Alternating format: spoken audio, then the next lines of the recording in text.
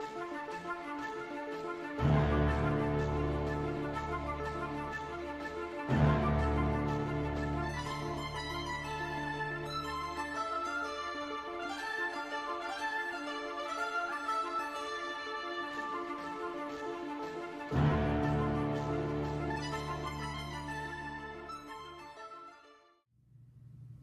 you for joining us for this month's Words from Wisconsin video. I am Jessie O'Brien, Administrative Assistant for the Wisconsin Agency Department. We have a few things we'd like to cover in this video. First, here's Steve Zablocki discussing fraud. Hi, Steve Zablocki from First American here. Coming to talk to you a little bit about some reminders regarding fraud and security and otherwise best practices. As a starting point, whenever you get an email, confirm and then reconfirm the reply to address. Hover over the reply to, get an understanding that how it kind of works, and make sure that you're not getting a spoofed email address. You should also have two-step authentication. If you're told to transfer funds by email, double check and call, and let's make sure that everyone is who they are. Slow down and smell the roses. One of the worst things that can happen these days are folks that are so bent to close and to close immediately. It may be that they're rushing this through for some other reason that's not appropriate. Make sure that the customer understands that there will be no disbursements of funds from escrow until any needed funds are collected. It's better to lose a deal than to have to pay for a deal. Review incoming financial instruments closely. Make sure the incoming financial instruments are in fact authentic. Never ever transfer money from an account before validation of a check. This is going to include a cashier's check and even a treasurer's check. Finally, make your email account a fortress.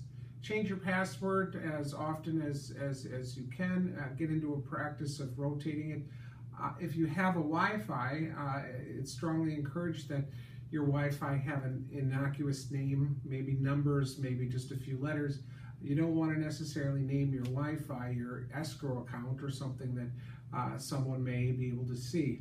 Also too, if in fact there's any paper or any documents of that nature, just a reminder that there are folks out there that engage in the sport of dumpster diving. Dumpster diving is something that started back in the 70s and 80s, and essentially what that was people looking for the credit card carbons, and it was the early stages of identity theft. NPI might be lurking on any forms that you might have, so if regular papers are thrown in with garbage, there are still folks that may go out there and find that, so shred, and shred some more. In addition, we do have a new cyber scam that's making its rounds. Essentially what happens is you may receive an email from a buyer, the property is under a contract, they want you to facilitate the closing, and all of this is just born out of the whole notion of let's get this done as quickly as possible. Naturally, we've got an out-of-town buyer. That out-of-town buyer is never really going to show up.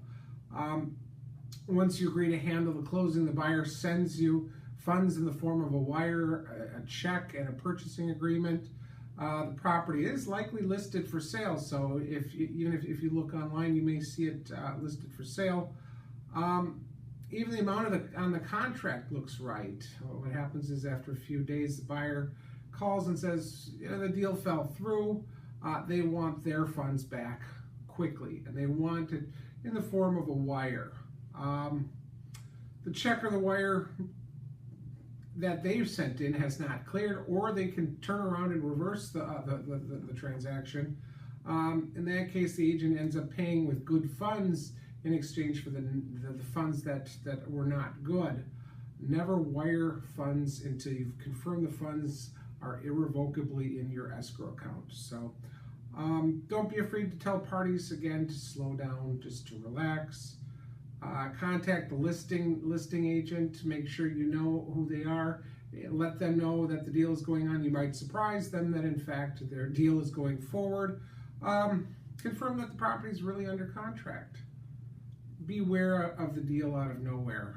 Find out from the buyer where they got your name. It always serves the best purpose to just kind of slow down, talk to everybody, figure out that everybody is on the same page. That way it's going to prevent any kind of loss that could easily be avoided. Next up, we have Jim Powers with a short presentation on SDN Searches. Hello, I'm Jim Powers, Senior Underwriter with First American. Today I'm going to talk to you about the OFAC guidance memo that you might remember receiving sometime in August. We didn't get a lot of questions about it, so I'm assuming that this was very clear and you understood everything, but just in case you didn't. All right, first let's get some terms down. The first thing we have to know about is the OFAC, which is not a Middle Eastern oil cartel or a European soccer league. It stands for the Office of Foreign Assets Control. It's a wing of the U.S. Treasury Department. And one of the things they do is they maintain an SDN list. And you should pay attention to this, remember this, because we're going to run into this in just a couple of minutes. The SDN list relates to specially designated nationals. Those are people usually from other countries who the U.S. considers dangerous for one reason or another. They may be terrorists, they may be money launderers, they may be international criminals, just people that the U.S. thinks are bad folks. And they're not supposed to be able to benefit from the proceeds of any transactions in the U.S. Now, getting back to the SDN, the way that you can track them is by using AgentNet.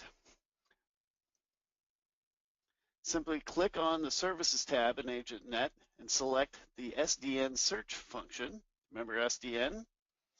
And then you can enter in all of the names of the people involved in your transaction. Now, I entered my name in a bunch of times. You can put up a maximum of 20 names. They don't have to be the same person with different spellings, but if you've got some common spellings, you may want to enter them in different ways, but all the parties involved in the transaction should be added here.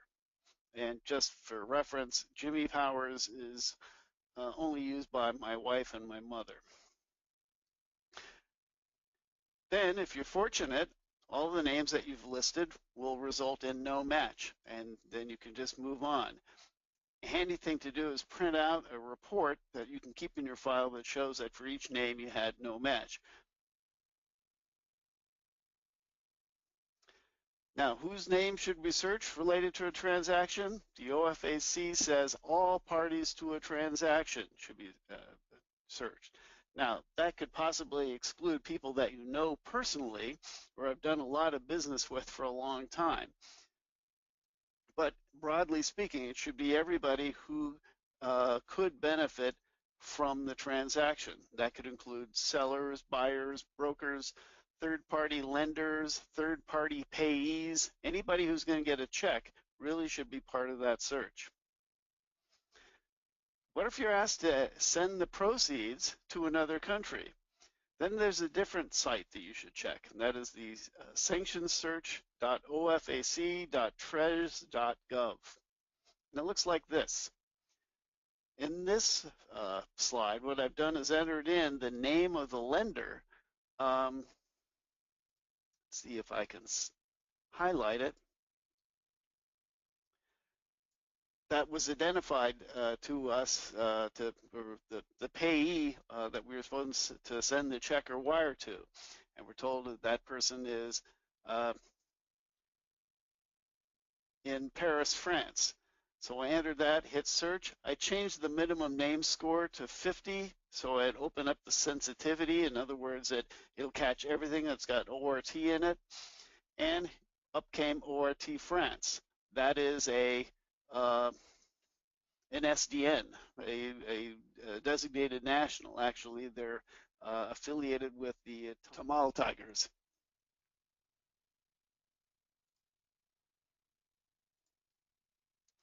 What if you have a hit? Then you want to go to this web page, which we can give you at any time, and don't expect you to write it down now. Or you can go to the Department of the Treasury's website, go to their About tab in their main menu, and then you'll find some smaller tabs about midway down, and there's a spot that says Contacts. Click on that, and then there's a link that says, when should I call the OFAC hotline? Follow the questions that are in that link.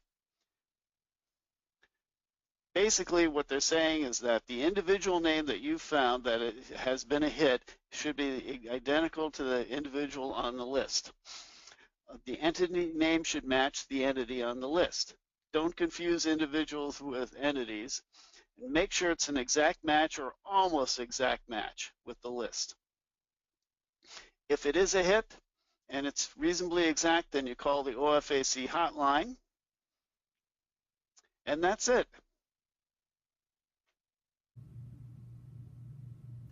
Now I'd like to cover some administrative details.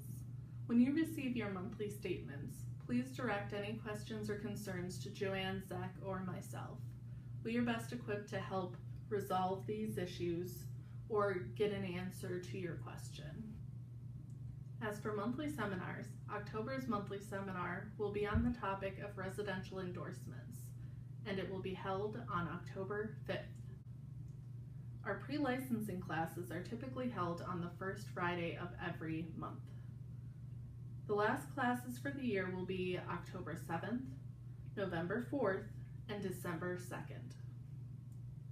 Please remember when you see the invitation for the pre-licensing class that the registration link allows you to register for any of the upcoming classes through the end of the year.